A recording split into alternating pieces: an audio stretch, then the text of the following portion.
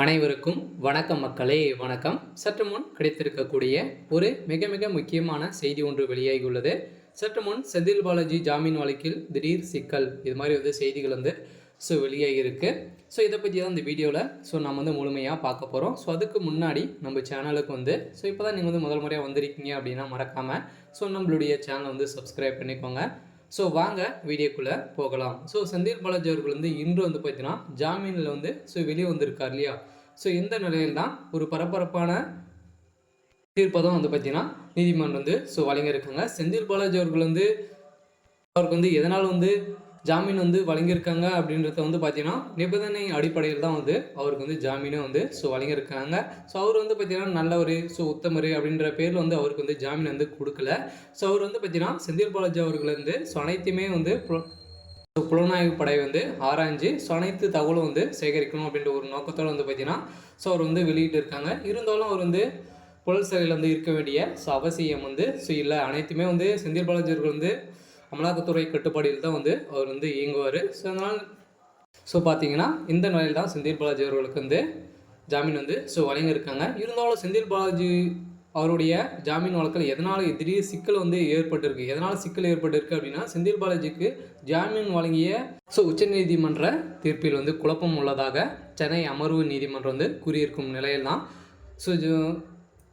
நீதிமன்றத்திலே பெரிய பிரச்சனைகள் போயிட்டு இருக்கு.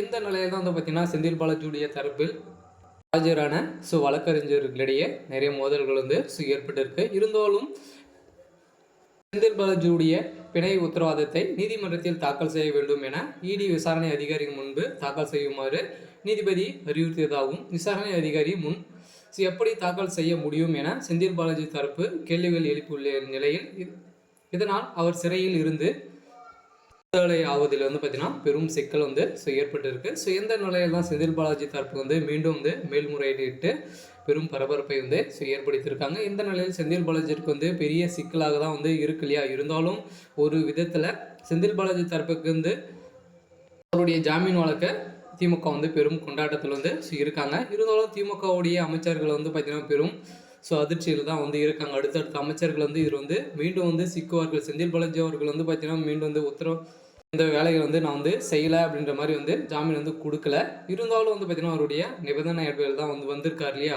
இதனால் திமுகவுக்கு ஒரு பெரிய எச்சி போட்டு தான் நீதிமன்றம் வேலை செஞ்சுருக்காங்க. இருந்தாலும் இடி பார்த்தீங்கன்னா அமலாக்கத்துறை வசமாக ஒரு ஸ்கெட்ச் போட்டு செந்தில் பாலாஜி அவர்கள் விடுதலை செஞ்சுருக்காங்க. இருந்தாலும் செந்தில் பாலாஜி அவர்கள் மீண்டும் சிக்கினார் அப்படின்னா செந்தில் பாலாஜி அவர்களுக்கு வாழ்நாள் முழுவதுமே சிறை தண்டனை தான் அப்படின்ற மாதிரி சொல்லியிருக்காங்க. இருந்தாலும் என்ன நடக்க போகுது அப்படின்றத நம்ம வெயிட் பண்ணி பார்க்கலாம். இது மாதிரி அரசியல் சார்ந்த நிகழ்வுகளை தெரிஞ்சுக்கணும் அப்படின்னா மறக்காமல் நம்மளுடைய சேனல் சப்ஸ்கிரைப் பண்ணிக்கோங்க. தேங்க்யூ.